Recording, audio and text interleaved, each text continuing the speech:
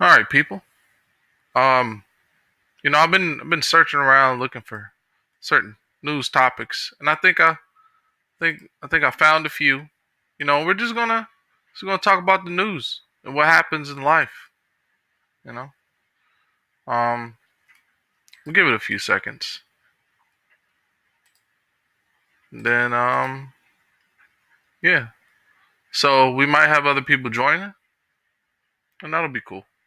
Breaking news, gunfire outside a Walmart in the northwest suburbs. Good evening, I'm Rob Johnson. And I'm Erica Sargent. It happened in Palatine at the Walmart on Rand Road. CBS 2's Jeremy Ross is live on the scene with what happened. Jeremy. Good evening, Rob. Good evening, Erica. A developing investigation taking place right outside of Walmart. There is a lot we do not know this evening, but the business is confirming the shooting took place in the parking lot area right behind me. Now, shoppers we spoke with tell us this all started around 7:30 this evening. Police tape has lined the lot ever since. Evidence markers and clothing are seen on the ground near the entrance. Walmart telling us they're working with the Palatine Police Department in this ongoing investigation. No word on what caused the shooting, but it is unlike anything some have ever seen here.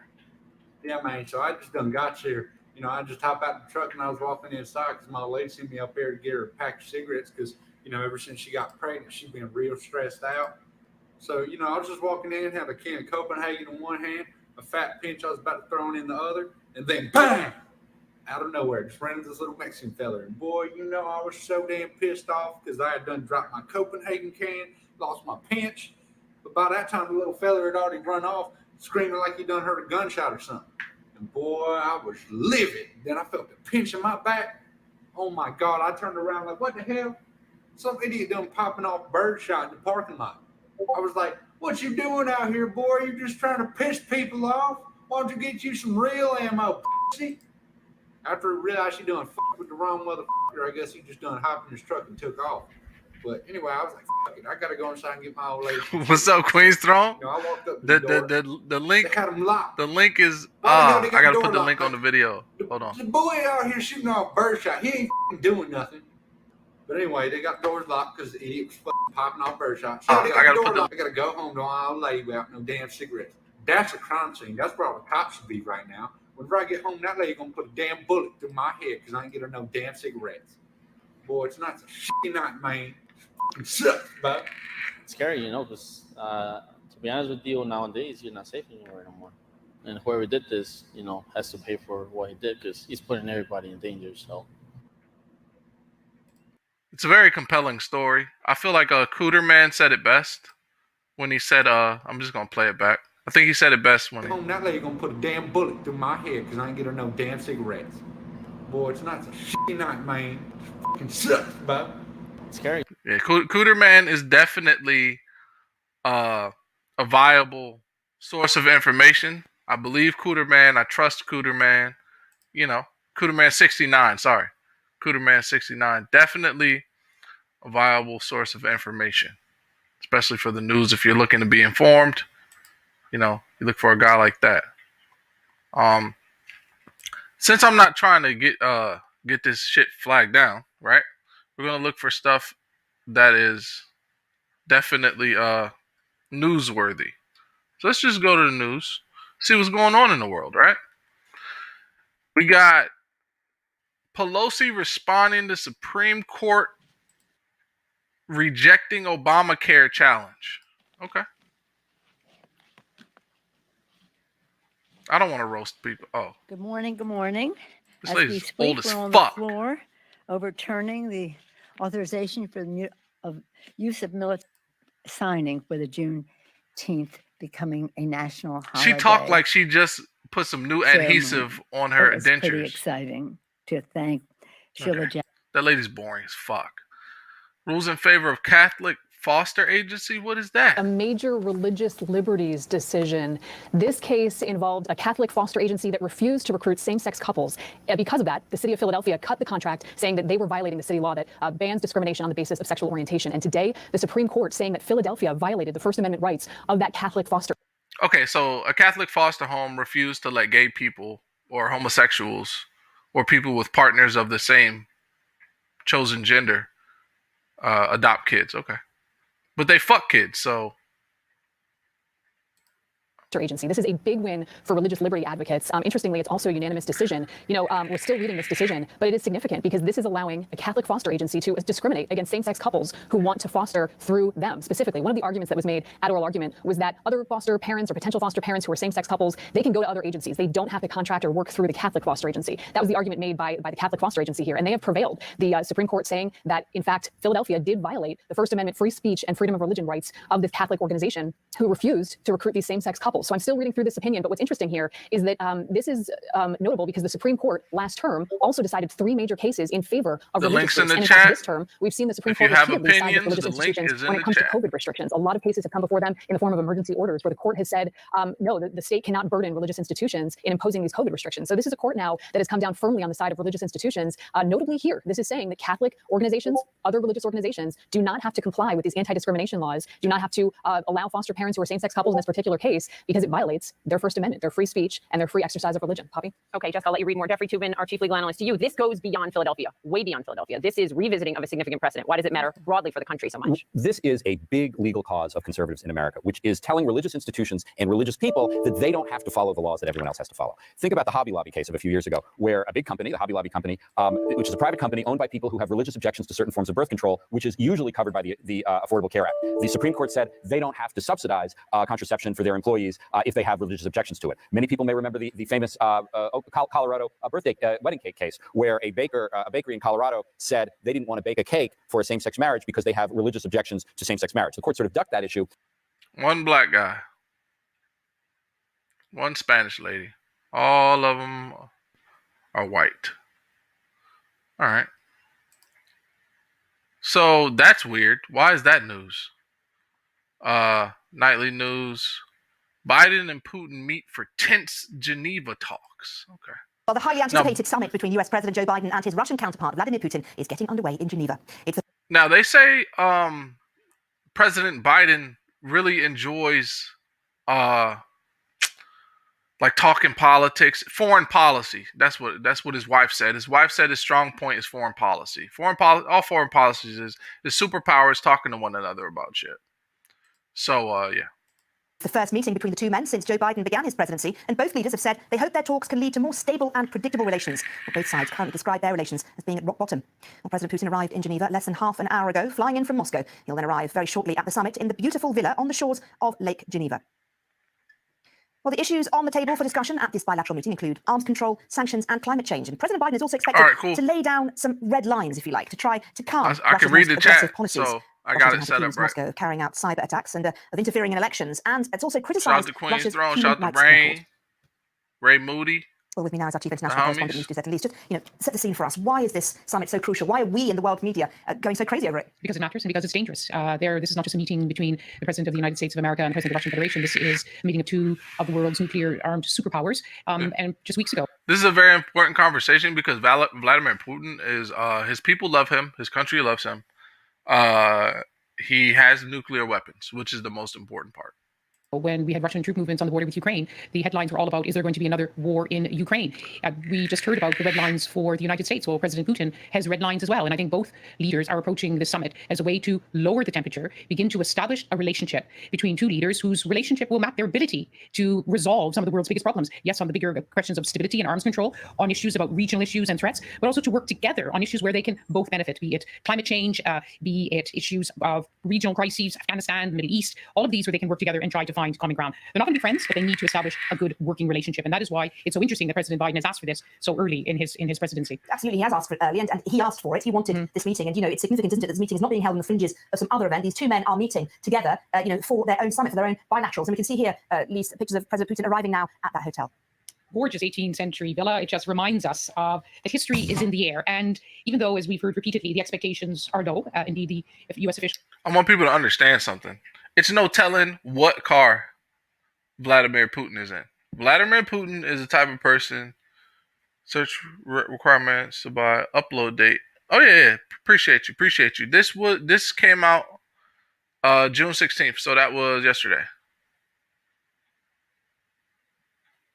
That is correct, Queen's Throne. Nuclear weapons are very serious. And the countries that have nuclear weapons, we definitely need to have better conversations with them. But it's no telling what car Vladimir Putin is in. Um, Vladimir Putin is a very serious man, and he really don't go for none of the bullshit. So he will fuck you up. So he understands that he needs a lot of security, just like every other president. It's no telling which one of these cars he's in. It's no telling. That's why there's so many of them. It is true that we shouldn't So if expect there's much, an but then if something assassination happens, then everyone's attempt, surprised and said, wow, it's a great success because something did happen. I mean, you do wonder. There are you smaller just have to gives and guess takes that could, the fact that perfectly they don't right. have ambassadors in place, the fact that some consulates had been shut. There are some smaller, they're not just technical, because everything technical is also political, that they could offer something on that end. On the bigger issues, I think it will just be, there we have now, of course, President Putin enjoying the Geneva sunshine before he heads into his meetings. There's red carpet. Did they shake hands, Lisa? I swear they did. Yes, they are shaking hands. Almost seems like a crime in That's our very different. COVID world. It's very different to the G7, where it's all, you They know. might have both been double jabbed in the sense of having two vaccines.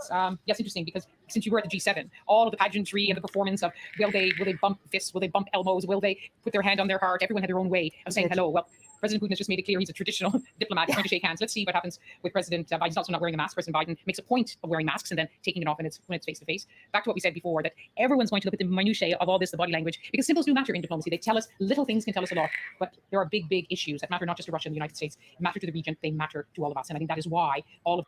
Look at this place. You see all those open windows, and some of them are closed. There's so much security in and around this place. It's fucking ridiculous. I guarantee if the wrong person steps into this situation, there's going to be snipers right here, every open window. That's how my brain works. The world's cameras, including ours, are focused right now on that door with the flags at this gorgeous 18th century villa on the splendid Lake Geneva under brilliant sunshine. The optics look good, but let's see what happens when the two men are in the room where it happens. The optics look great, don't they? And this is Geneva. Geneva has historic significance in terms of Russian-American summits, looking back to 1985, the summit between Presidents Gorbachev and Reagan. And also, if we look at past summits, the one back in Helsinki in 2018, which I believe, Lise, you were actually at. I don't think that the American intelligence service, at least, wants to see a repeat of anything like that. Yes, it was very interesting. There was clearly a rapport between President Trump and President Putin. It was often remarked throughout President Trump's time in office that he never once criticized President Putin. And here we have President Biden arriving today. In recent months, he described him as a killer, or agreed to a question, would you say he's a killer? He said yes. He answered to the question. He's told him to his face in 2011 he has no soul. But those... Is it really? Well, I think, yeah, when you get to leaders, it's not just about diplomacy, but it's about talking, shaking hands, but also talking tough.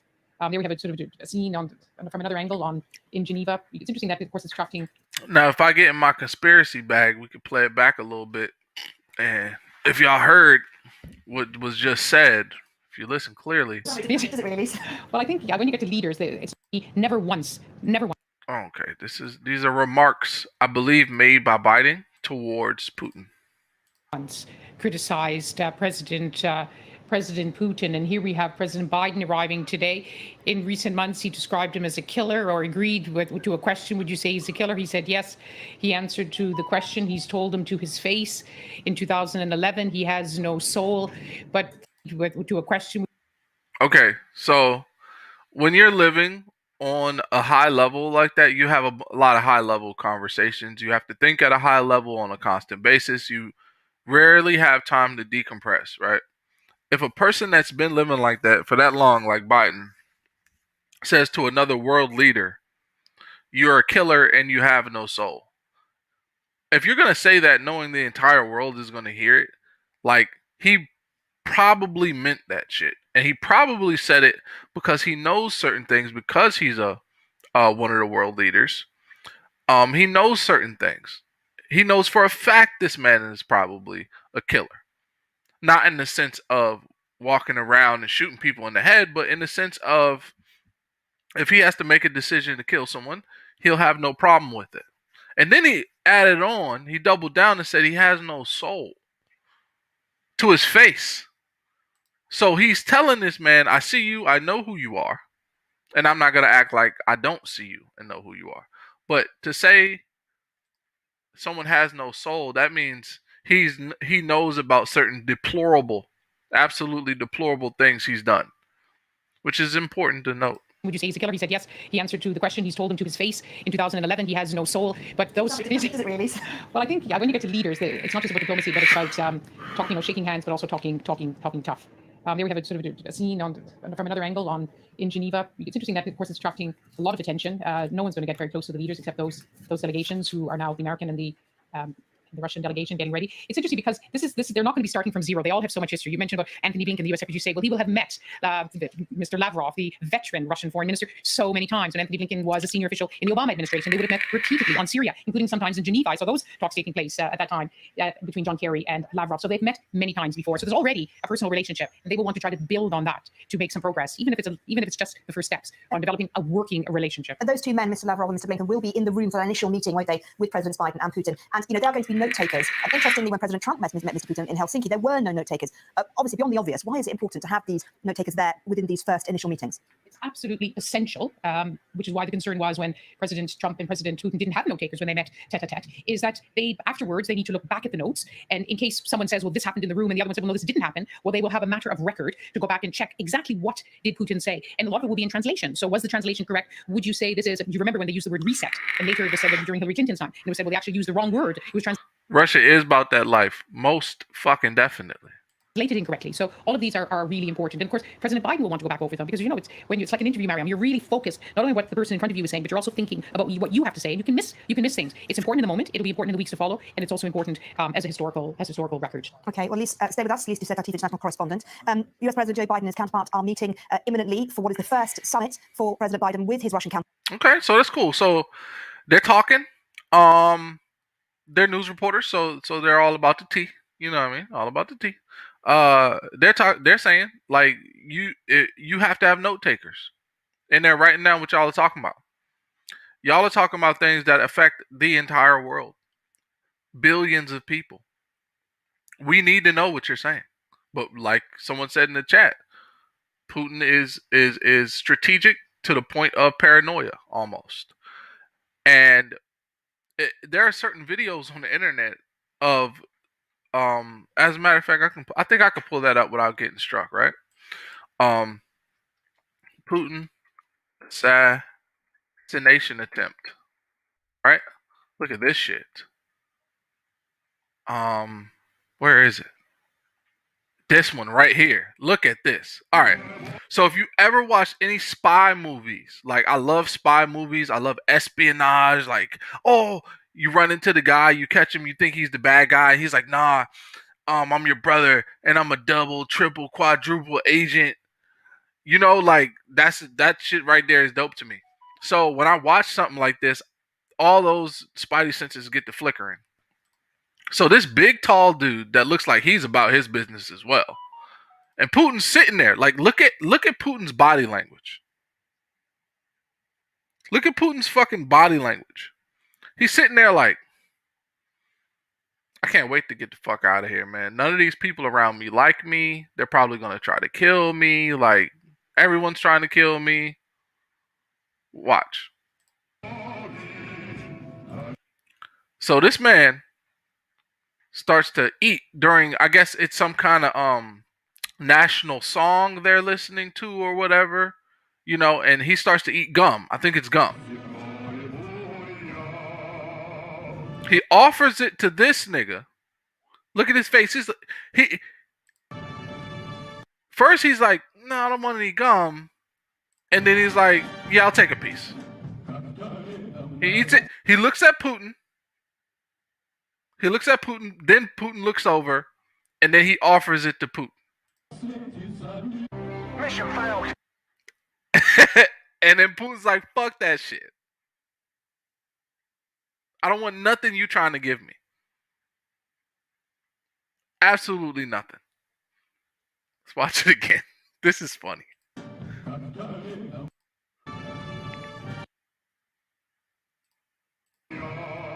Eats it, offers it. He's like, no, yeah, whatever. I'll take a piece, thanks. Nope. Absolutely not. It was so smooth the way it was done, like 90% of people would be like, you know what? A piece of gum doesn't sound too bad right now. But this nigga Putin is on point. That nigga is on his motherfucking square. You see what I'm saying? If there's a slight chance that he's trying to poison this man, he's not going to succeed. That's how this man thinks. Even in settings like this. One more time.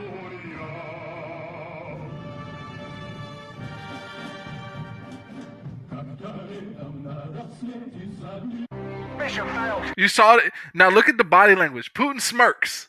He went from, oh, these motherfuckers trying to kill me, to, oh, they tried it. I knew they was going to try it. Look at his face. He's like, I knew they was going to try me. I knew they was going to fucking try me.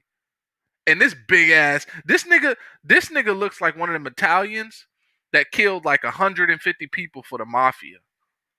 Like, he looked like one of them type of motherfuckers. Big burly nigga. You see what I'm saying? Money, power, respect. Probably a dickhead. But look at this. That's funny. All right. Another one. Well, Aaron, according to that state-controlled network, the men have confessed their plan, which was to travel to Moscow to attack what they describe as economic targets, but with the ultimate goal of attempting to assassinate the current Prime Minister, current presidential candidate, Vladimir Putin. And they've apparently confessed that they were going to try to do this using a military mine to attack his motorcade. The report doesn't mention just where they hope to get that sort of hardware from.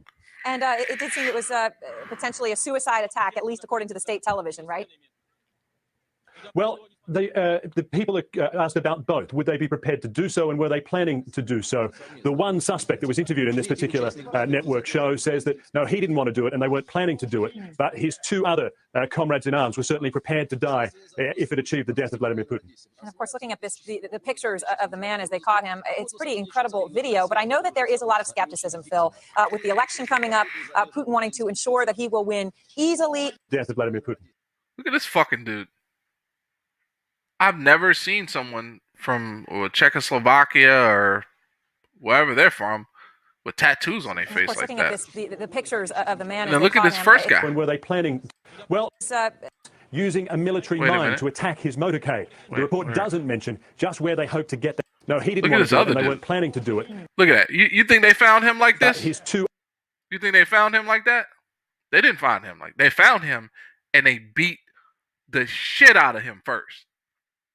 I bet they tortured him and interrogated him for what he knew. And if you notice, comrade, the pictures. That don't say police. It don't say Secret Service. This nigga ain't got no badges. Face completely covered. These type of motherfuckers are motherfuckers that are ready to kill someone immediately. Like, ain't no asking no question. You say the wrong thing, it's a fucking rap.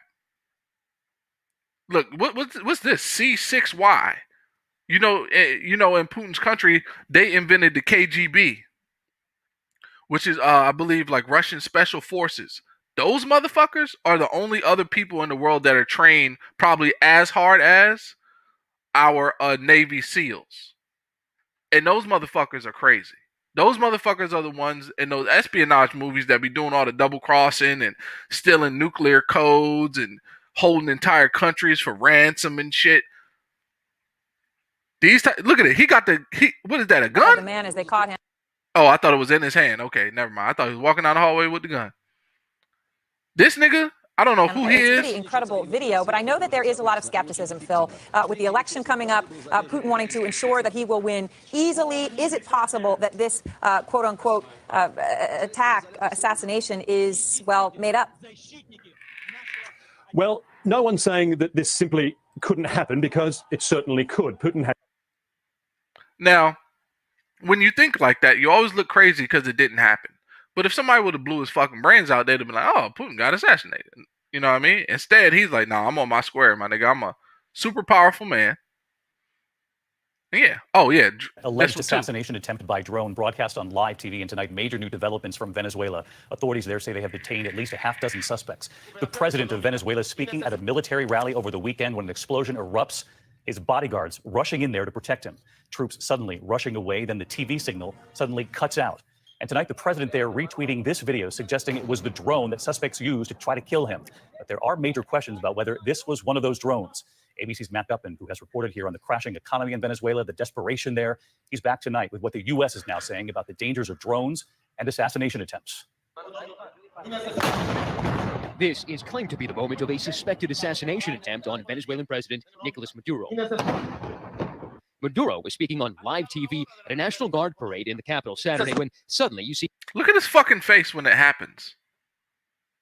Assassination attempts are strange But it's a funny category to be in. It's a pretty interesting category.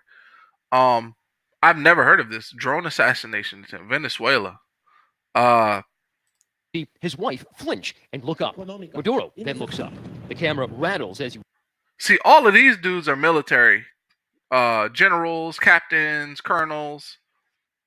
They hear explosions and they don't move because they've been through shit. You see what I'm saying? Grenades, RPGs, C4. You see his face? You see him look over? hear what Look at this sound guy. like explosions. His security team He looked swarms over to first. shoot. The dude. His wife flinch and look up. Maduro So then looks interesting. up. Look, The look. camera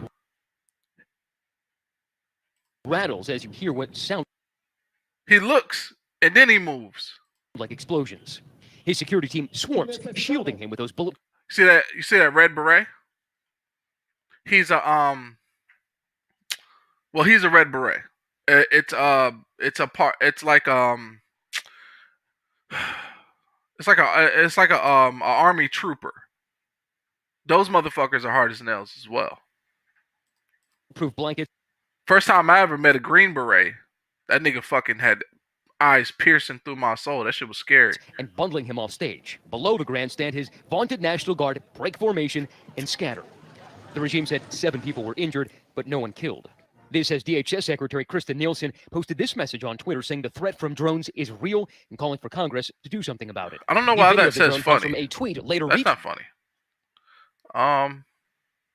Politics, man. I usually hate politics. 10 assassination attempts on television. The problem with putting yourself out there is that you might be putting yourself in danger. History is full of unhinged, stressingly the way. Number 10, Ronald Reagan. The man who pioneered Reaganomics, which either crippled or rejuvenated the country, depending on how you see it, almost met his end at the hands of a gunman called John Hinckley Jr., who, bizarrely, was doing it to try and win the affection of Jodie Foster after seeing her in Taxi Driver. Doing his best Travis Bickle impression, Hinckley shot Reagan and 3 others as they were leaving the Washington Hilton Hotel, captured on several news cameras and broadcast around the world. Number 9, Hamid Karzai. The 12th president of Afghanistan, Hamid Karzai fought off many assassination attempts through his 10-year run as the big dog of the country, yet proved eminently unkillable each time. The most dramatic occurred in April 2008 when a military parade attended by Karzai was attacked by members of the Haqqani network who were ideological bezies with the Taliban. They fired on the parade with machine guns and RPGs. Karzai walked away unharmed, but 3 people were killed in the crossfire. The event was caught on live television, though the feed was terminated shortly following the first shots. Number 8, Mahmoud al-Mabhouh. The first successful assassination on this list. Again, viewer discretion is advised. Mahmoud al-Mabhouh was one of the founders of the military wing of Hamas, the Palestinian governing body of the Gaza Strip, one of the most turbulent places on the entire planet. He was assassinated in his hotel room in Dubai in 2010, having been injected with a muscle relaxant and smothered with a pillow. The act itself wasn't exactly captured on film, but the CCTV footage of the killers and the moments leading up to his death were widely circulated on news programs around the world. Number 7, Ahmed Dogan. This one looks like a horrifying attempt, miraculously escaped. Dogan is a Bulgarian politician, and in 2013, while speaking in front of a large crowd, a man, later identified as Oktay Enememedov, rushed the stage, pointed a gun at his head, and pulled the trigger. The gun failed to fire, and the man was wrestled to the ground before the security crew thumped the crap out of him, presumably for showing him up as being, not great at their jobs. Later transpired that the gun was filled with blanks, which would have caused non-lethal injuries had it gone off, but it's still a shocking moment captured on global television. Number 6, Robert F. Kennedy. Yeah, this isn't going to be the last time we mention a Kennedy on this list. Tasteless joke as it is, Bobby Kennedy emulated his brother in a lot of ways. Both men graduated from Harvard, both men ran for president on a Democratic ticket, both men met their end in public at the hands of a lone gunman. Oh, and both men's deaths are the subject of countless conspiracy theories, because of course they are. Though a Palestinian immigrant, Sirhan was convicted, he claimed he was framed, and there are theorists alleging that the CIA were involved in Kennedy's death. Unlikely, though, considering the number of eyewitnesses that saw Sirhan pull the trigger, shooting the presidential candidate 3 times as he was making a shortcut through the kitchen of the Ambassador Hotel in California. Cameras began rolling immediately following the gunshots, and one freelance reporter caught the audio of the shooting itself on her recorder. Number 5, Inichiro Asanuma. Again, viewer discretion advised. Asanuma was a leader of the Japanese Socialist Party. He was a controversial figure because of his ardent support of the Communist Party of China, which was busy oppressing the living hell out of its populace under the dictatorial rule of Chairman Mao, who was more than a little war-hungry and mad. A Japanese nationalist took exception to Asanuma's views and assassinated him during a nationally televised debate in Tokyo, running him through with a samurai sword in front of the audience, the country, and the world. Number 4, Jarallah Omar. Jarallah Omar al-Kuhali was a Yemeni advocate of human rights, opposed to the authoritarian administration of his homeland. He fought as a guerrilla in the National Libertarian Front in the civil war between North and South Yemen, and at the time of his death was Deputy Secretary General of the Yemen Socialist Party. He was assassinated in 2002 after delivering a speech by an Islamic hardliner who fought on the other side of the civil war. He approached Omar and fired 2 shots into his chest at close range, with the sound and aftermath of the incident captured on Yemen TV. Number 3, Yitzhak Rabin. One of the most shocking assassinations in history. At the time of his death, Rabin was the 5th Prime Minister of Israel, serving his 2nd term in office. He had recently won a Nobel Peace Prize for his role in the creation of the Oslo Accords, a set of agreements between Israel and Palestine with the goal of achieving peace between the 2 countries, establishing Greek borders, the status of Jerusalem. Incredibly important work. This angered triggered Israeli ultranationalist Yigal Amir, who gunned down Rabin after he'd been attending a rally in Tel Aviv. His death was met with widespread shock and outrage, and his funeral was attended by many world leaders. Number 2, Lee Harvey Oswald. The most important murderer with 3 names since John Wilkes Booth, Lee Harvey Oswald was a sniper who shot President Kennedy. Although did he? Could he? I'd say please don't clog up the comment section with this debate, but you've already written 2 posts about it, one claiming it was all a cover-up and another correcting the spelling of someone who's disagreed with you. Hooray for the internet. Regardless of whether or not he did it, Oswald met his end in a similarly public manner, being shot in public by Jack Ruby. In a now infamous piece of new footage, Ruby steps out from a large crowd, gun aimed at abdomen, and fires at point-blank range. Did he do it for... Hey, all right, Rain. You know you always welcome. We chilling, man. We vibing. You know. The mob? Did he do it to redeem his native city? Were higher powers at play? It's all wrapped up in the maelstrom of misinformation that was a JFK assassination. And speaking of that, number 1, John F. Kennedy. Possibly the most famous assassination of all time, John F. Kennedy was gunned down by allegedly Lee Harvey Oswald in Dallas, Texas on November 22nd, 1963. Not only was it deeply shocking, but it was a global event. Caught on camera from several angles, shots of Jackie Kennedy trying to escape the car mid-gunfire have become infamous, and the world was asked, where were you when Kennedy was shot? A survey 50 years... She wasn't trying to escape the car. I don't know how many people in this world have had the luxury of having someone's brains blown out in front of them or beside them. But she was in shock.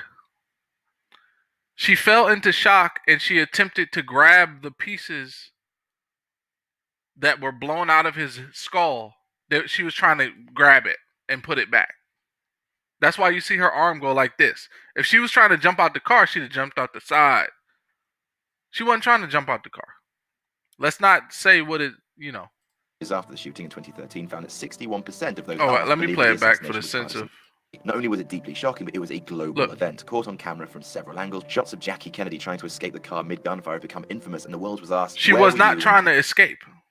She was trying to scoop his brains back in his head. That's how much she loved that man. That speaks volumes to who he was as a person. Kennedy was shot. A survey 50 years after the shooting in 2013 found that 61% of those asked believed that the assassination was part of some sort of conspiracy. And now, because it's useless to try and hold back the tide, have it in the comments, people. Who did it? Was it a lone gunman? A rogue Secret Serviceman? Adam Sandler? J'accuse Adam Sandler. And that's our list. Did we miss any out? Tell us about it in the comments, and don't forget to like, share, and subscribe. All right, bro. Let me shout out this guy. His name is What Culture, 2.7 million. Okay, I'm not subscribed. Let's go ahead and subscribe. Hit the notification bell just in case you decide to strike my shit. You know, it is your content, brother. You know. Anyway, let's go back to the news. Be informed. You know, we'll do today. You know,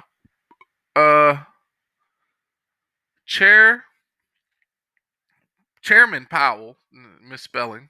Chairman Powell speaks after Fed lifts. Wait, there. All right. Anyway, let's just watch it. Particularly as participation in the labor market has not moved up from the low rates that have prevailed for most of the past year. Factors related to the pandemic, such as caregiving needs, ongoing fears of the virus, and unemployment insurance payments, appear to be weighing on employment growth. These factors should wane in coming months against a backdrop of rising vaccinations, leading to more rapid gains in employment. Looking ahead, FOMC participants project the labor market to continue to improve, with the median projection for the unemployment rate standing at 4.5% at the end of this year and declining to 3.5% by the end of 2023. The economic downturn has not fallen equally on all Americans, and those least able to shoulder the burden have been hardest hit. In particular, despite progress, joblessness continues to fall disproportionately on lower wage workers in the service sector and on African Americans and Hispanics. Inflation has increased notably in recent months. The 12-month change in PCE prices was 3.6% in April and will likely remain elevated in coming months before moderating. Part of the increase reflects the very low readings from early in the pandemic falling out of the calculation, as well as the pass-through of past increases in oil prices to consumer energy prices. Beyond these effects, we are also seeing upward pressure on prices from the rebound in spending as the economy continues to reopen, particularly as supply bottlenecks have limited how quickly production in some sectors can respond in the near term. These bottleneck effects have been larger than anticipated, and FOMC participants have revised up their projections for inflation, notably for this year. As these transitory supply effects abate, inflation is expected to drop back toward our longer-run goal, and the median inflation projection falls from 3.4% this year to 2.1% next year and 2.2% in 2023. The process of reopening the economy is unprecedented, as was the shutdown at the onset of the pandemic. As the reopening continues, shifts in demand can be large and rapid, and bottlenecks, hiring difficulties, and other constraints could continue to limit how quickly supply can adjust, raising the possibility that inflation could turn out to be higher and more persistent than we expect. Our new framework for monetary policy emphasizes the importance of having well-anchored inflation expectations, both to foster price stability and to enhance our ability to promote our broad-based and inclusive maximum employment goal. Indicators of longer-term inflation expectations have generally reversed the declines seen earlier in the pandemic and have moved into a range that appears broadly consistent with our longer-run inflation goal of 2%. If we saw signs that the path of inflation or longer-term inflation expectations were moving materially and persistently beyond levels consistent with our goal, we'd be prepared to adjust the stance of monetary policy. The pandemic continues to pose risks to the economic outlook. Progress on vaccinations has limited the spread of COVID-19 and will likely continue to reduce the effects of the public health crisis on the economy. However, the pace of vaccinations has slowed, and new strains of the virus remain a risk. Continued progress on vaccinations will support a return to more normal economic conditions. The Fed's policy actions have been guided by our mandate to promote maximum employment and stable prices for the American people, along with our responsibilities to promote the stability of the financial system. As the committee reiterated in today's policy statement, with inflation having run persistently below 2%, we will aim to achieve inflation moderately above 2% for some time so that inflation averages 2% over time, and longer-term inflation expectations remain well anchored at 2%. We expect to maintain an economy. Okay, so they're talking about how the pandemic affects the economy. Okay. What's this? 2023, and I'm curious about people who may have left the labor market, who have yet to come back, or who may face issues with childcare, perhaps they retired early. Well, I mean, I try to stay employed during the pandemic.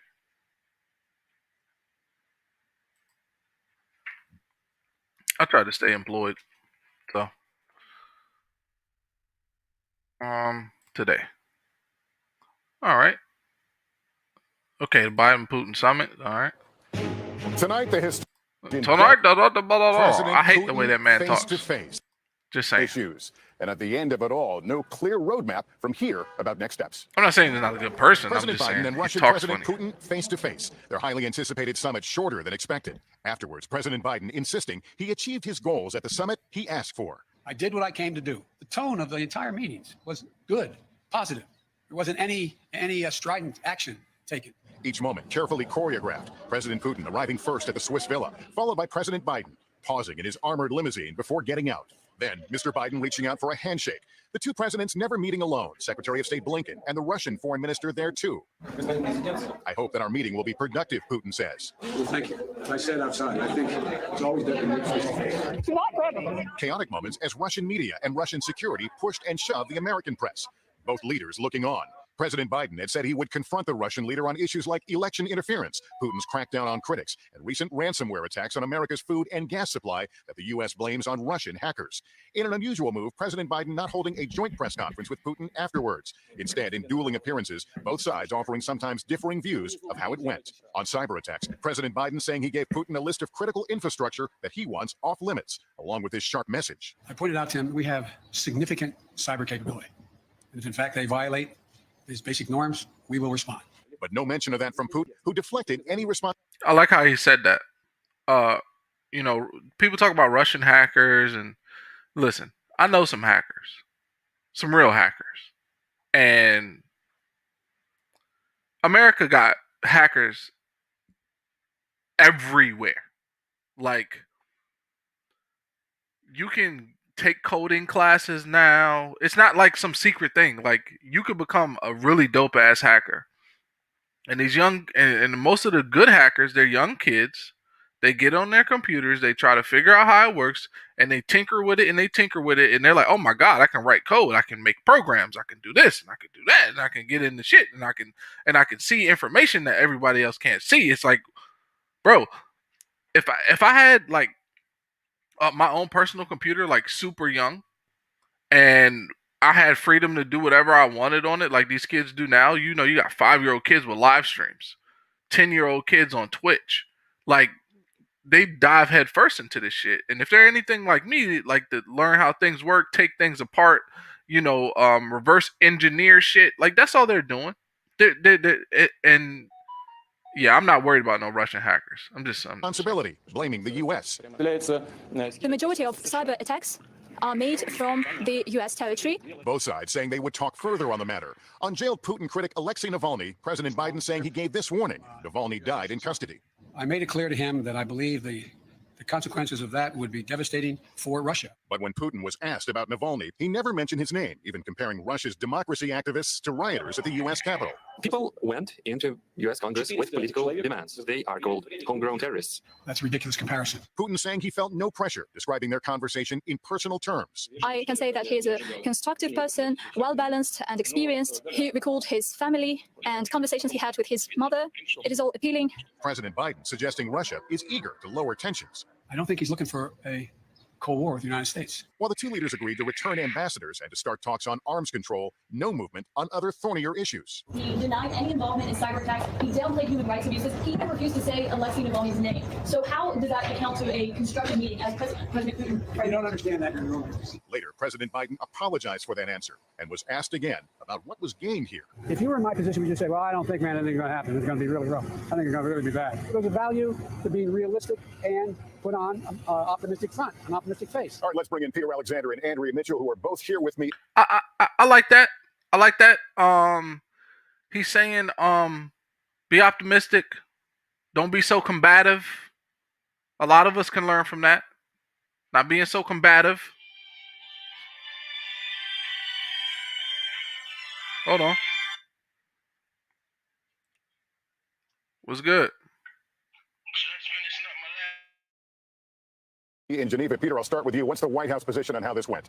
Yeah, Lester, President Biden is making the argument that he accomplished his goals on this trip, restoring America's leadership and its alliances, and that he directly confronted Vladimir Putin, saying he is not against Russia, he is for the American people. Still, this summit also revealed serious disagreements. The White House goes home unable to tout any significant tangible progress on Russia. The president says we'll see what happens, but his critics are going to hold him to a very tight timeline. And Andrea, what did we learn about Joe Biden on his first trip as president abroad?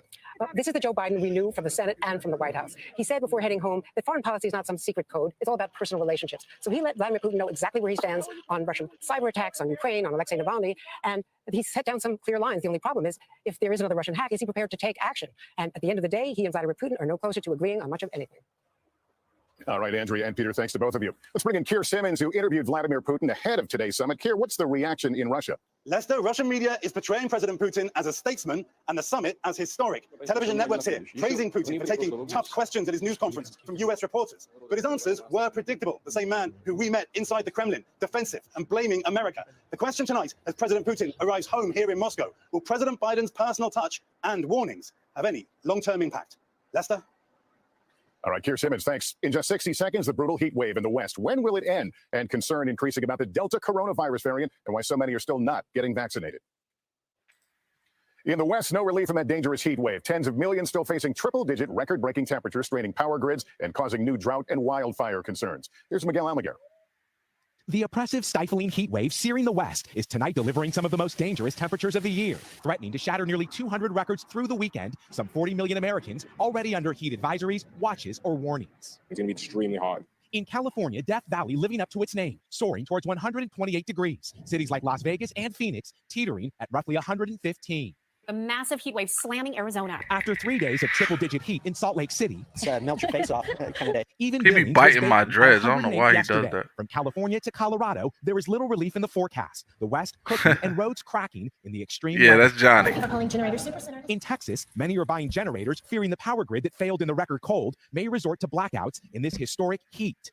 In California, power companies are also urging residents to conserve power to avoid outages. Even nightfall isn't bringing cooler temperatures. Already facing a mega drought, the West is also on the brink of another epic fire season, one disaster triggering another as it just begins to heat up. Miguel Almaguer, NBC News. We're also keeping an eye on a potential tropical threat in the Gulf of Mexico. There is a good chance it will become a tropical depression by Friday. The Gulf Coast from East Texas to the Florida Panhandle could get 4 to 12 inches of rain. Tonight, America getting rid of COVID restrictions, but facing a growing threat from the Delta variant of the virus. In the U.S., just under 175 million have received at least one vaccine dose, but that's only about 400,000 more than yesterday's number. Here's Blaine Alexander. Tonight, experts predict the Delta variant, first discovered in India, could soon become the dominant COVID strain in the U.S. It is more transmissible and possibly more dangerous in terms of causing severe disease. All of it only accelerating the rush to get Americans vaccinated. But the Biden administration is running out of time to hit its July 4th goal, 70% of Americans with at least one shot. So now they're trying to say they taste good to them, probably. So now they're trying to say, like we all predicted, all of us crazy conspiracy theorist people, we all predicted that they're just going to say that there's another stronger strain, and then they're going to keep pushing the envelope, trying to scare the shit out of people. So far, only about 53% of the country is partially vaccinated, but some states are barely hitting a third of their population. The lowest rates in southern states like Georgia, Alabama, Louisiana, and Mississippi, where only 28% of the state is fully vaccinated. A new poll out today gives some insight into why the rates are lagging. 37% of those asked point to vaccine hesitancy, but nearly double that number say they faced barriers in trying to get the shot. And even as scenes like these are becoming more familiar, Dodger Stadium hosting the largest sports crowd since the start of the pandemic, still some setbacks, with a Royal Caribbean cruise ship forced to postpone setting sail after 8 crew members members tested positive for COVID. On one hand, we're seeing a number of states loosening restrictions, but on the other hand, we're hearing this dire warning about the Delta variant. Is this a confusing message? Well, Blaine, I think what you're hearing is really a message for two different populations, which is that if you are vaccinated, you are still in good shape. But if you are unvaccinated, there's still reasons to be cautious, to still wear a mask, to still avoid indoor gatherings. And this week, Vice President Harris will travel to Atlanta, part of the administration's focus on boosting vaccinations in the South. Lester? All right, Blaine, thank you. You can make a plan for when and where to get vaccinated. Visit planyourvaccine.com for more. Late tonight, the House passed a bill that would make June 19th a federal holiday after it was unanimously approved by the Senate. It's known as Juneteenth, the day commemorating the end of slavery. President Biden is expected to sign the bill, establishing the holiday as Juneteenth National Independence Day. Now to our series, America the Vulnerable and the country's digital divide. The Biden administration says broadband should be treated as essential infrastructure to help bridge that gap. But as Jake Ward reports, some states have roadblocks. High school teacher Michelle Galloway spent months struggling to connect with students from her North Carolina farmhouse during the pandemic. Sometimes I would cry after a class. At times, the slow internet made it nearly impossible to communicate. I had one student to hold up a sign saying, "Miss Galloway, ask that question again." So I wrote it out and held it up. High-speed broadband internet needed for video conferencing has always been hard to get in rural America because companies make less money connecting remote communities than they do cities. But Wilson, North Carolina is an exception. You wouldn't think that a place like this has world-class broadband speeds, but the truth is, it does. But in order to actually connect all of these houses, crews have to install fiber optic cable like these. After a large cable company refused to partner with Wilson, the city spent $32 million to create its own broadband network, making high-speed internet a public utility here, available to anyone in the county, like gas or electricity. We didn't just cherry pick the most profitable or potentially profitable regions. Only 2 cities in North Carolina are allowed to provide internet this way, because state law, backed by the telecom industry, now essentially forbids internet as a public utility on the grounds of fair competition. 18 other states have similar laws. But just 30 miles north of Wilson, Rocky Mount's mayor says the law is holding his town back. We've got to have the technology to enable our resident population to live here. Residents here say the internet offered by private companies is so slow, many go to the library for a reliable connection. When I have to do online applications, when I have to apply for jobs or look for rental assistance. Michelle Galloway is now connected to Wilson's high-speed network and says the issue of access could be a learning opportunity for her students. It would be a wonderful group project. Why do 18 states take this perspective on the expansion of broadband internet? Jake Ward, NBC News, Wilson, North Carolina. Up next, tips on... See? Trying to control the internet. It's another form of trying to control information. Information moves fast through the internet. So it might be certain places that they want at a low level of knowing what the fuck is going on. So they don't have the ability to flip between new news, old news like I'm doing and sitting here. They might not even have the ability to sit and watch what the fuck I'm doing. It's going to be all grainy and 140p buffering, slowing down. You know what I mean? Like, that's fucked up, man. There ain't no reason why you can't get internet out there. Getting the home you want in a red-hot market. Back with a new report revealing the staggering scope of the housing crunch in the U.S. Stephanie Rule now with what buyers need to know. Here, let me just show you that. On paper, Danielle and Kristen Sills are the perfect first-time home buyers. Our credit is impeccable. Our savings are in check. We have zero debt, but in this market, we cannot compete.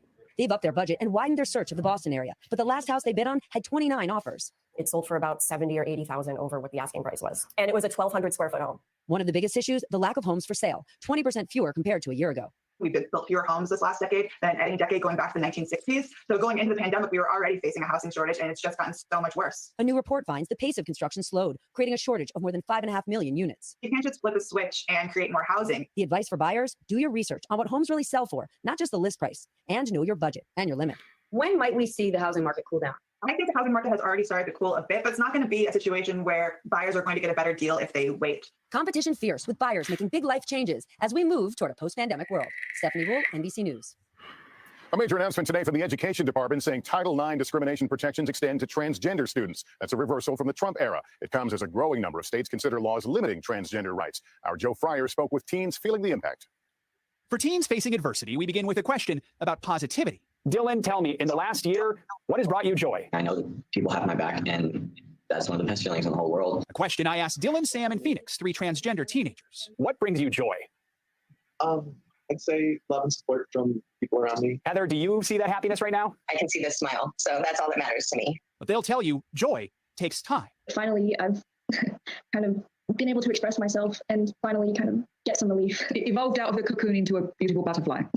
Now, mental health experts worry a recent wave of legislation targeting the trans community, more than 100 bills in over 30 states, is marginalizing kids who already face higher rates of depression and anxiety. What helps, experts say, is getting gender-affirming care, like puberty blockers and hormones. Since starting on my gender affirming care, my confidence and happiness and overall mental health well-being is just shot up, and I'm doing so much better. But Dylan lives in Arkansas, which is banning such care for minors. I'm worried that all of the progress that he has made could come to a halt. His family is now part of a lawsuit challenging the law, hoping Dylan can continue to get. So I act like I'm vaccinated. That's funny. So it really opens the door to a whole world of opportunities and possibilities when you're not hiding from yourself.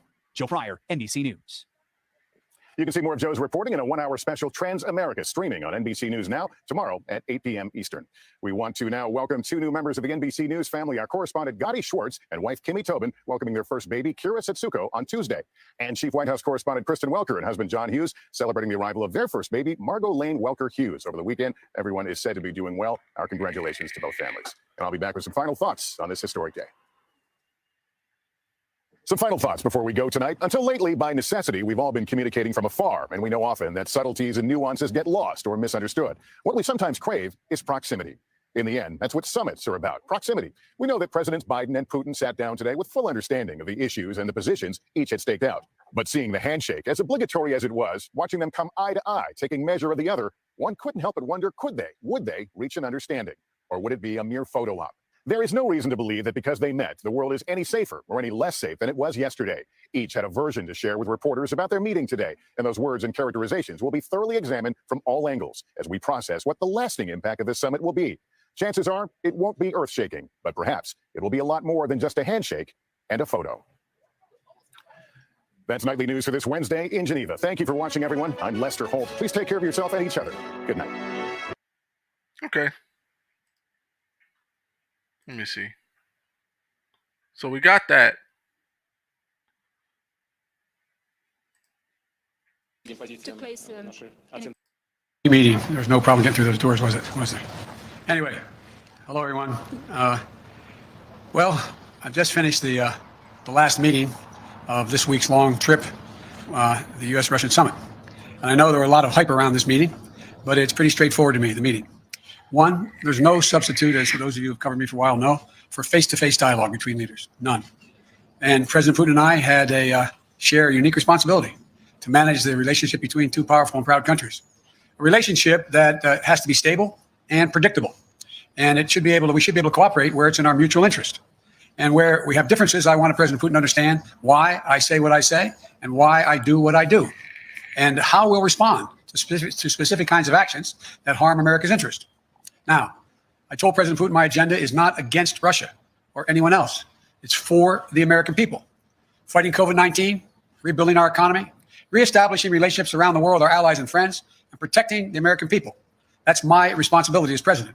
I also told him that no president of the United States could keep faith with the American people if they did not speak out to defend our democratic values, to stand up for the universal and fundamental freedoms that all men and women have in our view. That's just part of the DNA of our country. So human rights is going to always be on the table, I told him. It's not about just going after Russia when they violate human rights. It's about who we are. How could I be the president of the United States of America and not speak out against the violation of human rights? I told him that unlike other countries, including Russia, we're uniquely a product of an idea. You've heard me say this before again and again, but I'm going to keep saying it. What's that idea? We don't derive our rights from the government. We possess them because we're born, period. And we yield them to a government. And so the forum, I pointed out to him that's why we're going to raise our concerns about cases like Alexei Navalny. I made it clear to President Putin that we'll continue to raise issues of fundamental human rights because that's what we are. That's who we are. The idea is we hold these true self-evident that all men and women, we haven't lived up to it completely, but we've always widened the arc of commitment and included more and more people. And I raised the case of two wrongfully imprisoned American citizens, Paul Whelan and Trevor Reed. I also raised the ability of Radio Free Europe and Radio Liberty to operate and the importance of a free press and freedom of speech. I made it clear that we will not tolerate attempts to violate our democratic sovereignty or destabilize our democratic elections, and we would respond. The bottom line is I told President Putin that we need to have some basic rules of the road that we can all abide by. I also said there are areas where there's a mutual interest for us to cooperate for our people, Russian and American people, but also for the benefit of the world and the security of the world. One of those areas is strategic stability. You asked me many times, what was I going to discuss with Putin before I came? I told you I only negotiate with the individual. And now I can tell you what I was intending to do all along. and that is to discuss and raise the issue of strategic stability and try to set up a mechanism whereby we dealt with it. We discussed in detail the next steps our country should take on arms control measures, the steps we need to take to reduce the risk of unintended conflict. And I'm pleased that you agreed today to launch a bilateral strategic stability dialogue. Diplomatic speak for saying get our military experts and our diplomats together to work on a mechanism that can lead to control of new and dangerous and sophisticated weapons that are coming on the scene now, that reduce the times of response, that raise the prospects of accidental war. And we went into some detail of what those weapon systems were. Another area we spent a great deal of time on was cyber and cybersecurity. I talked about the proposition that certain critical infrastructure should be off limits to attack, period, by cyber or any other means. I gave them a list. If I'm not mistaken, I don't have it in front of me, 16 specific entities, 16 defined as critical infrastructure under U.S. policy, from the energy sector to our water systems. Of course, the principle is one thing. It has to be backed up by practice. Responsible countries need to take action against criminals who conduct ransomware activities on their territory. So we agreed to task experts in both our countries to work on specific understandings about what's off limits and to follow up on specific cases that originate in other countries, in either of our countries. There's a long list of other things we spent time on, from the urgent need to preserve and reopen humanitarian corridors in Syria so that we can get food, just simple food and basic necessities. The people are starving to death. How to build it and how it is in the interest of both Russia and the United States to ensure that Iran does not acquire nuclear weapons. We agreed to work together there because as much as Russia's interest is ours. And to how we can ensure the Arctic remains a region of cooperation rather than conflict. I caught part of President Putin's press conference, and he talked about the need for us to be able to have some kind of modus operandi where we dealt with making sure the Arctic was, in fact, a free zone. And to how we can each contribute to the shared effort of preventing the resurgence of terrorism in Afghanistan. It's very much in the interest of Russia not to have a resurgence of terrorism in Afghanistan. There are also areas that are more challenging. I communicated the United States' unwavering commitment to the sovereignty and territorial integrity of Ukraine. We agreed to pursue diplomacy related to the Minsk agreement. And I shared our concern about Belarus. He didn't disagree with what happened. He just has a different perspective of what to do about it. But I know you have a lot of questions. So let me close with this. It was important to meet in person, so there can be no mistake about or misrepresentations about what I wanted to communicate. I did what I came to do. Number one, identify areas of practical work our two countries can do to advance our mutual interest and also benefit the world. Two, communicate directly that the United States will respond to actions that impair our vital interest or those of our allies. And three, to clearly lay out our country's priorities and our values so we heard it straight from me. And I must tell you, the tone of the entire meetings, I guess it was total 4 hours, was good, positive. There wasn't any strident action taken. Where we disagreed, I disagreed, stated where it was. Where he disagreed, he stated, but it was not done in a hyperbolic atmosphere. That is too much of what's been going on. Over this last week, I hope, the United States has shown the world that we are back, standing with our allies. We rallied our fellow democracies to make concerted commitments to take on the biggest challenges our world faces. And now we've established a clear basis on how we intend to deal with Russia and the U.S.-Russia relationship. There's much more work ahead. I'm not suggesting any of this is done. We've gotten a lot of business done on this trip. And before I take your questions, I want to say one last thing. Folks, look, this is about how we move from here. I listened to, again, a significant portion of what President Putin's press conference was. And as he pointed out, this is about practical, straightforward, no-nonsense decisions that we have to make or not make. We'll find out within the next 6 months to a year whether or not we actually have a strategic dialogue that matters. We'll find out whether we work to deal with everything from release of people in Russian prisons or not. We'll find out whether we have a cybersecurity arrangement that begins to bring some order. Because look, the countries that most are likely to be damaged failure to do that are the major countries. For example, when I talked about the pipeline that cyber hit for $5 million, that ransomware hit in the United States, I looked at him and I said, well, how would you feel if ransomware took on the pipelines from your oil fields? He said it would matter. This is not about just our self-interest. It's about a mutual self-interest. I'll take your questions, and as usual.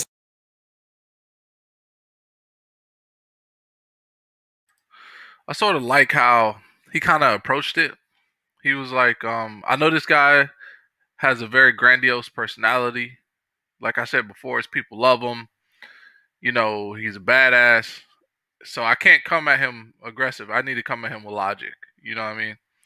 And he gave him a scenario. He said, you know, if one of those cyber attacks, starts fucking with the infrastructure of the country that you love so much, you run it.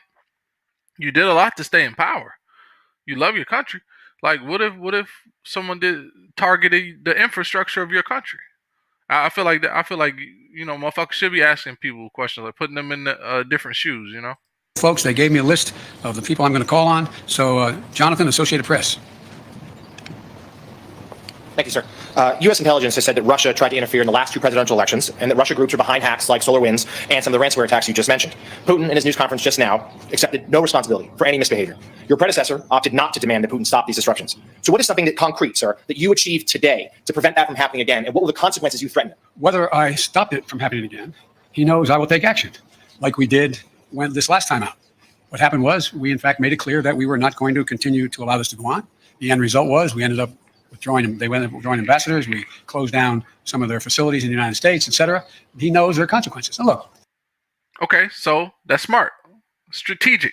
Biden's trying to play chess with this crazy man. He's like, all right, let's just pull the ambassadors. That's important to note because ambassadors are the people that make these foreign relations situations go smoothly.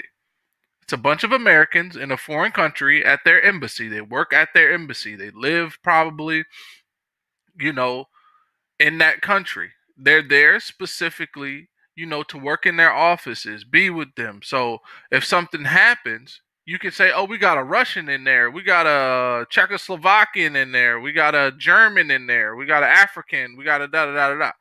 It helps the foreign relations go a little smoother. But at the same time, those ambassadors are at the whim of whoever runs that country. They're almost like behind enemy lines doing that job. So it's important. Pretty much we don't trust you with our people. So we're going to pull our people out of your shit. Because until we figure out what you going on, we need to get you lined up correctly. We can't just have our people over there and the next thing you know, it's some fake ass hostage situation and now y'all got our people in some kind of weird prison, but then you blaming it on terrorists. Nah, we don't need that. We don't need that. We don't put nothing past you. We're gonna pull our people out of there. One of the consequences that I shouldn't say this, unfair of me. I suspect you may all think doesn't matter. But I'm confident matters to him, and other world leaders of big nations. His credibility worldwide shrinks. Let's get this straight. How would it be if the United States were viewed by the rest of the world as interfering with the elections directly of other countries and everybody knew it? What would it be like if we engaged in activities that he is engaged in? It diminishes the standing of a country that is desperately trying to make sure it maintains its standing as a major world power. And so it's not just what I do. It's what the actions that other countries take, in this case Russia, that are contrary to international norms. It's the price they pay. They are not able to dictate what happens in the world. There are other nations of significant consequence, i.e. the United States of America being one of them. Mr. President, just a quick follow on the same theme of consequences. You said just now, you spoke to him a lot about human rights. What do you say would happen if opposition leader Alexei Navalny dies?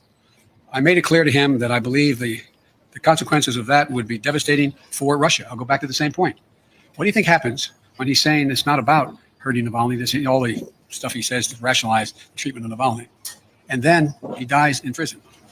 I pointed out to him that it matters a great deal when a country, in fact, and they asked me why I thought it was important to continue to have problems with the president of Syria.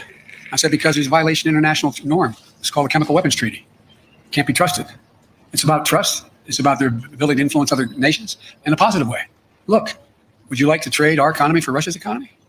Would you like to trade? And by the way, we talked about trade. I don't have any problem with doing business with Russia as long as they do it based on international norms. It's in our interest to see the Russian people do well economically. I don't have a problem with that. But if they do not act according to international norms, then guess what? That won't happen with us. It will not happen with other nations. And he kind of talked about that, didn't he, today? About how the need to reach out to other countries to invest in Russia. They won't, as long as they are convinced that, in fact, the violations, for example, the American businessman who was in house arrest, and I pointed out, you want to get American business to invest, let him go. Change the dynamic. Because American businessmen, they're not ready to show up. They don't want to hang around in Moscow. Look, guys, I know we make foreign policy out to be this great, great skill that somehow is sort of like a secret code. All foreign policies is a logical extension of personal relationships. It's the way human nature functions. And understand, when you run a country that does not abide by international norms, and yet you need those international norms to be somehow managed so that you can participate in the benefit that flow from them, it hurts you. That's not a satisfying answer. Biden said he'd invade Russia. It's not, By the way, that was a joke. That's not true. But my generic point is, it is more complicated than that. David Sanger. I thought I saw David. There he is. Thank you, Mr. President. In the run-up to this discussion, there's been a lot of talk about the two countries spilling down into a Cold War. And I'm wondering if there was anything that you emerged from in the discussion that made you think that he... Permission, I'm going to take my coat off. The sun is hot. Anything that would make you think that Mr. Putin has decided to move away from his fundamental role as a disruptor, particularly a disruptor of NATO and the United States. And if I could also just follow up on your description of how you gave him a list of critical infrastructure in the United States, did you lay out very clearly what it was that the penalty would be for interfering in that critical infrastructure? Did you leave that vague? Did he respond in any way to it? Let me answer your first. Well, I'll answer your second question first. I pointed out to him we have significant cyber capability. If nothing else, I like how he speaks to people. He doesn't talk down to people, and he tries to be as clear as possible. That's all anyone ever asks. You run a fucking country. Act like you run it. Talk to people like you run a fucking country. I feel like he's doing that. Really. And he knows it. He doesn't know exactly what it is, but it's significant. And if in fact they violate his basic norms, we will respond. Cyber. He knows in the cyber way. Number two, I think that the last thing he wants now is a Cold War. Without quoting him, which I don't think is appropriate, let me ask you a rhetorical question. You got a multi-thousand-mile border with China. China is moving ahead, hell-bent on election, as they say, seeking to be the most powerful economy in the world, the largest, and the most powerful military in the world. You're in a situation where your economy is struggling. You need to move it in a more aggressive way in terms of growing it. And I don't think he's looking for a Cold War with the United States. I don't think it's about, as I said to him, I said, your generation and mine are about 10 years apart. This is not a kumbaya moment, as they used to say back in the 60s in the United States, like, let's hug and love each other. But it's clearly not in anybody's interest, your country's or mine, for us to be in a situation where we're in a new Cold War. And I truly believe he thinks that. He understands that. But that does not mean he's ready to, quote, figuratively lay down his arms and say, come on. He still, I believe, is concerned about being, quote, encircled. He still is concerned that we, in fact, are looking to take him down, et cetera. He still has those concerns. But I don't think they are the driving force as the kind of relationship he's looking for with the United States. Jennifer Jacobs. Thank you, Mr. President. Is there a particular reason why the summit lasted only about 3 hours? We know you had maybe allotted 4 to 5 hours. Was there any? I'm gonna just be a little weird right now. Something about women with glasses. My queen, she wears glasses, and it's not a fetish. It's just those big like librarian glasses on a cute chick. You got me. Reason I ran shorter. Also, President Putin said that there were no threats or scare tactics issued. Do you agree with that assessment that there were no threats or scare tactics? Yes. And also, did you touch on Afghanistan and the safe withdrawal of troops? Yes, and yes. Let me go back to the first part. The reason it didn't go longer is when the last time two heads of state have spent over 2 hours in direct conversation across the table, going into excruciating detail. You may know of time, I don't. I can't think of one. So we didn't need, as we got through, when we brought in the larger group, our defense, our intelligence, and my foreign minister wasn't foreign minister. My secretary of state was with me the whole time. Our ambassador, et cetera. We brought everybody in. We had covered so much. And so there was a summary done by him and by me of what we covered. Lavrov and Blinken talked about what we had covered. We raised things that required more amplification or made sure we didn't have any misunderstandings. And so it was kind of after 2 hours there, we looked at each other like, okay, what next? What is going to happen next is we're going to be able to look ahead in 3 to 6 months and say, did the things we agreed to sit down and try to work out, did it work? Are we closer to a major strategic stability talks and progress? Are we further along in terms of and go down the line? That's going to be the test. I'm not sitting here saying because the president and I agreed that we would do these things that all of a sudden it's going to work. I'm not saying that. What I'm saying is I think there's a genuine prospect to significantly improve the relations between our two countries without us giving up a single solitary thing based on principle and our values. No, there were no threats. There were, as a matter of fact, I heard he quoted my mom and quoted other people today. It was very, as we say, which will shock you coming from me, somewhat colloquial. And we talked about basic fundamental things. And you know how I am. I explain things based on personal basis. What happens if, for example? And so there were no threats, just simple assertions made and no, well, if you do that, then we'll do this, with anything I said. It was just letting him know where I stood, what I thought we could accomplish together, and what, in fact, if there were violations of American sovereignty, what we would do. No, he asked us about Afghanistan. He said that he hopes that we're able to maintain some peace and security. And I said that has a lot to do with you. He indicated that he was prepared to, quote, help on Afghanistan. I won't go into detail now, and help on Iran, and help on, and in return, we told him about what we wanted to do relative to bringing some stability and economic security or physical security to the people of Syria and Libya. So we had those discussions. Yamish. Thanks so much, Mr. President. Did you say that you didn't issue any threats? Were there any ultimatums made when it comes to ransomware? And how will you measure success, especially when it comes? Let's do a big salute right now. That is clearly a black woman. Look at her fucking hair. Look at her skin. She could have been Rosa Parks. She could have been, goddamn, who's the other one? She could have been Tamir Rice's mom. She could have been Emmett Till's mom. Matter of fact, Emmett Till's mom was built kind of like that. That is a black woman up there asking the motherfucking president of the United States real serious questions. We in this bitch. Stop sleeping on us, man. That's black for real right there. That's black for real. I guarantee if you put some bullshit in the mac and cheese on Thanksgiving, she not fucking with you no more. To these working groups on Russian meddling and on cybersecurity? Well, it's going to be real easy. They either, for example, on cybersecurity, are we going to work out where? See, hold on. Let's just appreciate the black woman. Look how fine she is. See, that's fine to me. Other niggas like other shit. I like that. Look where she at. She asking the president of the United States questions. That's fine to me. I'm sorry. Cybersecurity. Well, it's going to be real easy. No, fuck that. I'm not sorry. They either, for example, on cybersecurity, are we going to work out where they take action against the ransomware criminals on Russian territory? They didn't do it. I don't think they planned it in this case. And are they going to act? We'll find out. Will we commit? What can we commit to act in terms of anything affecting, violating international norms that negatively affects Russia? What are we going to agree to do? And so I think we have real opportunities to move. And I think that one of the things that I noticed when we had the larger meeting is that people who are very, very well informed started thinking, this could be a real problem. What happens if that ransomware outfit were sitting in Florida or Maine and took action, as I said, on their single lifeline to their economy, oil? It'd be devastating. And they're like, you can see them kind of go, oh, we do that, but like, whoa. So it's in everybody's interest that these things be acted on. We'll see, though, what happens from these groups we put together. The third one, yes, go ahead. Mr. President, when President Putin was questioned today about human rights, he said the reason why he's cracking down on opposition leaders is because he doesn't want something like January 6th to happen in Russia. And he also said he doesn't want to see groups formed like Black Lives Matter. What's your response to that, please? My response is kind of what I communicated. But I think that's a ridiculous comparison. It's one thing for literally criminals to break through cordon, go into the Capitol, kill a police officer, and be held unaccountable. And it is for people objecting and marching on the Capitol and saying, you are not allowing me to speak freely. You are not allowing me to do A, B, C, or D. And so they're very different criteria. Steve Holland, Reuters.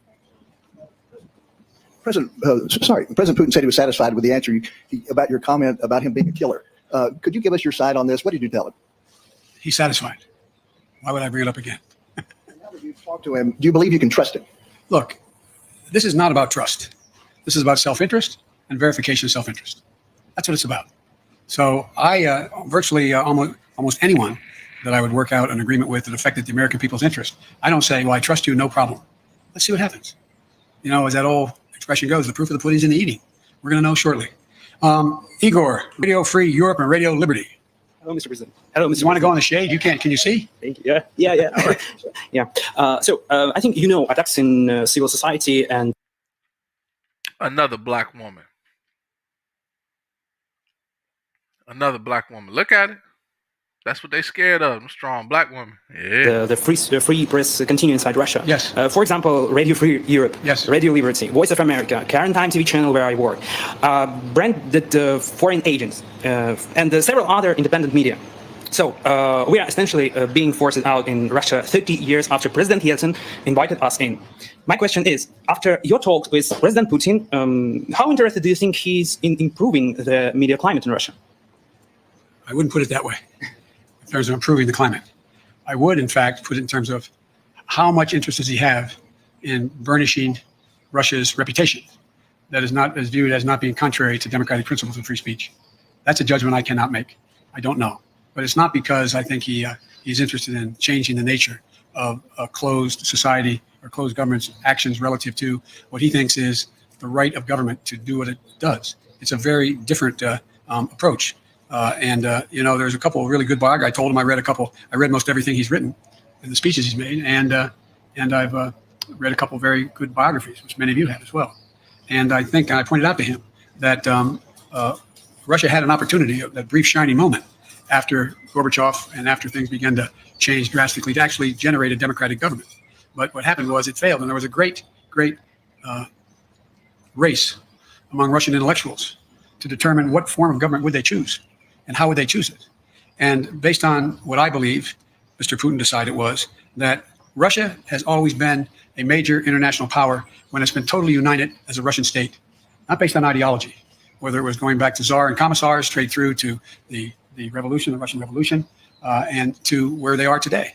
And I think that it's clear to me, and I've said it, that I think he decided that the way for Russia to be able to sustain itself as a great, quote, great power is to, in fact, unite the Russian people on just the strength of the government controls, not necessarily ideologically, but the government. And I think that's the choice that was made. I think I'm not going to second guess whether it could have been fundamentally different, but I do think it does not lend itself to Russia maintaining itself as one of the great powers in the world. Thank you, sir. The military response at an option in this conversation today. Did you, in terms of the red lines that you laid down, is military response an option for a ransomware attack? And President Putin had called you in his press conference an experienced person. You famously told him he didn't have a soul. Do you now have a deeper understanding of him after this meeting? Thank you very much. But on the military response, sir? No, we didn't talk about military response. In this hearing, Mr. President, he's saying there is no substitute for face-to-face dialogue, and also with what he said at NATO, that the biggest problems right now are Russia and China. You've spoken many times about how you have spent perhaps more time with President Xi than any other world leader. So is there going to become a time where you might call him old friend to old friend and ask him to open up China to the World Health Organization investigators who are trying to get to the bottom of COVID-19? Let's get something straight. We know each other well. We're not old friends. It's just pure business. So I guess my question would be, you've said that you were going to press China. You signed on to the G7 communique that said the G7 were calling on China to open up, to let the investigators in. But China basically says they don't want to be interfered with anymore. So what happens now? In fact, the world's attitude toward China as it develops. China's trying very hard to project itself as a responsible and very, very forthcoming nation. That they are trying very hard to talk about how they're taking and helping the world in terms of COVID-19 and vaccines. And they're trying very hard.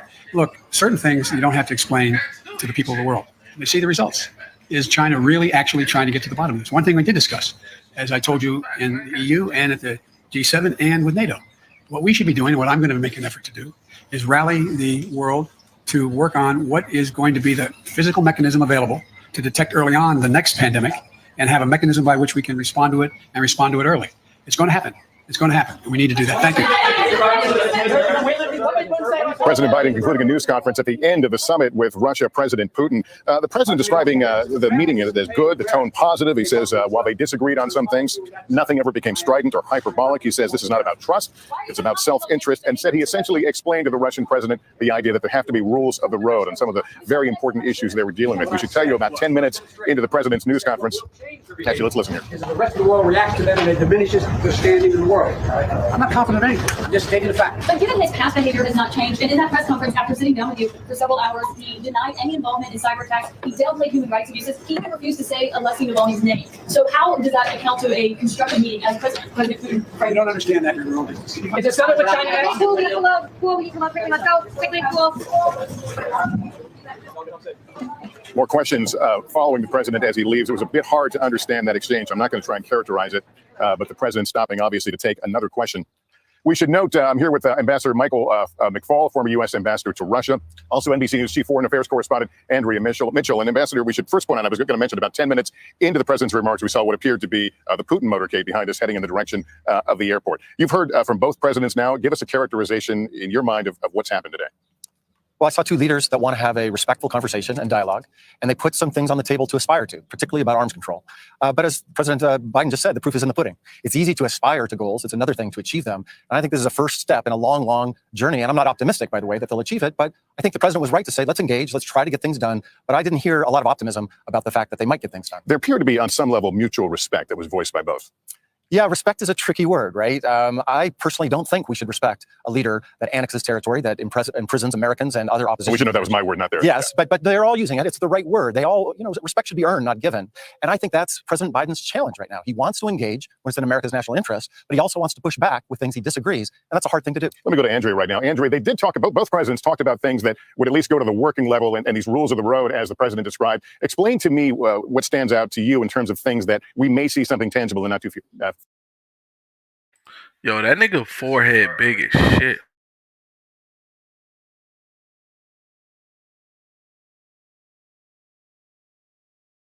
Far distance.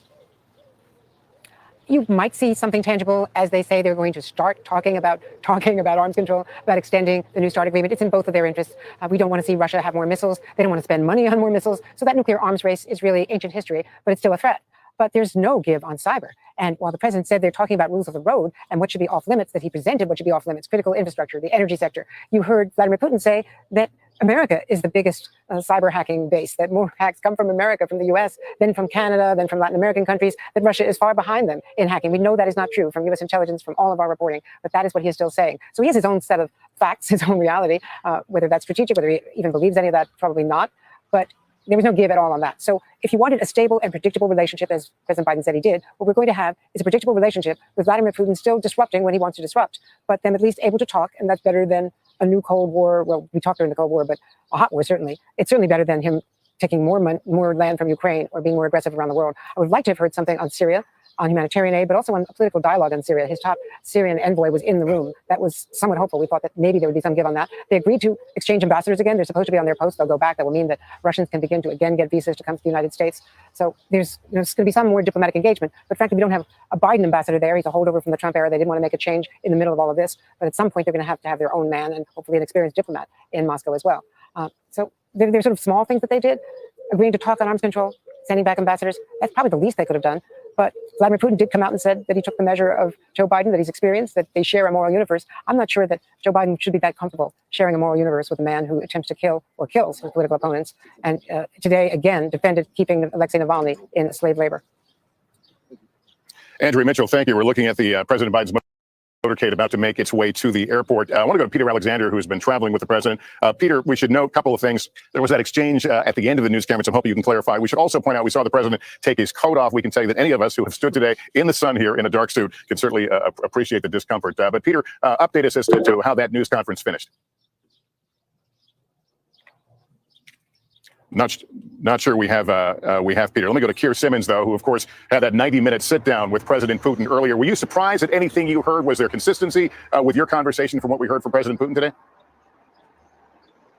No, let's say it was exactly the same Putin I thought at the news conference that he held, as we saw in my interview. I think the questioning that you were hearing at the end of President Biden's news conference there basically was asking the question, not necessarily in these words, what have you really achieved? I'd put it another way, perhaps. How is this different from the attempted resets we've seen in the past, except that perhaps the ambition is a little more moderate? I actually think that you did see some agreement, if you like, that there is moderate ambition from both sides. So just, for example, in the case of Trevor Reed and Paul Whelan, those US prisoners held here in Russia, you heard President Putin saying, we might be able to come to some kind of compromise, while you heard President Biden on all of the issues that he raised saying, this is about where we move from here, we'll find out. So I guess you could summarize President Biden's position as we'll see. I would say, I'll believe it when I see it, because simply the history of the Kremlin is to go into these summits to look like you're prepared to negotiate whilst denying everything, which is exactly what President Putin did, and then to continue the strategy that President Putin has followed over a sustained period of time, and that is to threaten, to attack, and then offer to negotiate. Why is that President Putin's strategy? Well, it's quite simple. It's because his ambition is to ensure that the world recognizes that Russia is a power on the world stage, and simply by being on the world stage, if you like, he feels that he partially achieves that. Now, what President Biden was trying to say is that he damages his own reputation with cyber attacks and that kind of thing. I mean, I think the jury is out on that a little bit.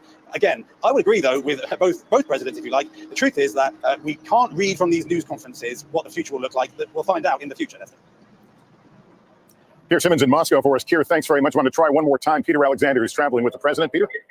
Hey, Lester, I hear you now. You'll excuse us whenever the president passes, as he just did with his motorcade off our cellular service drops out due to security precautions taken in this area. I wanted to explain one of the last exchanges that you may have seen at the president's news conference. As he was departing the stage, the president responded to a series of questions. I asked him about those two wrongly detained Americans and what message he would send to their families. And he said that they would keep working on their behalf to bring them home. And then there was a question that clearly irritated the president. A question that was presented to him that if you didn't hear it, he was asked specifically, how can you basically say with confidence that President Putin is going to change his behavior based on everything you heard from him over the course of this day and specifically from his remarks following it? And that's what clearly irritated the president. He said that he was not confident that Putin would change his behavior. He said no such thing. In fact, he said he is not confident of anything, which really did reinforce what he had said to me over the course of this weekend when I asked him what specifically he would be able to do to change the behavior of Vladimir Putin, given all the acts of aggression by the Russians over the course of the last several years and decades, most notably and most recently the ransomware attacks, the cyber attacks, the aggression toward Ukraine and election interference. The president said to me over the weekend that he could not guarantee that there was anything he could do to change any individual, certainly not Vladimir Putin. He said that autocrats do not have to respond to their people, do not respond to their public. But it was a dramatic moment that punctuated the end of an 8-day trip for this president that began in the UK, went through Brussels, the president picking up the support and solidarity of allies along the way before arriving here in